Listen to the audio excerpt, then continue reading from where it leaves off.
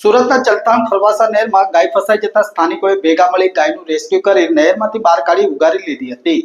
સુરતમાં આવેલા ચલથાણ ખરવાસા નહેરમાં એક ગાય ફસાઈ ગયાનો કિસ્સો પ્રકાશમાં આવ્યો હતો.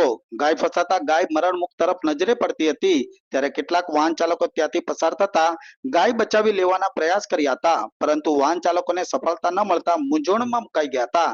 ત્યારે ત્યાંના સ્થાનિક મનીષભાઈને જાણ થતા તાત્કાલિક પોતાના મિત્રોને ફોન દ્વારા જાણ કરી નહેર પાસે દોડી આવ્યા હતા અને મનીષભાઈએ મિત્રો સાથે મળી ગાયને બચાવી લેવાના પ્રયાસ કરી ગાયનું રેસ્ક્યુ કર્યું હતું. જ્યારે ગાયનું ભારે જહેમત બાદ રેસ્ક્યુ કરી બચાવી લેવામાં આવી હતી. નહેરમાં ફસાઈ ગયેલી ગાયને બહાર કાઢવામાં આવી હતી અને ગાયને ઉગારી લેવામાં આવતા સ્થાનિકોમાં અનેરો આનંદ જોવા મળ્યો હતો.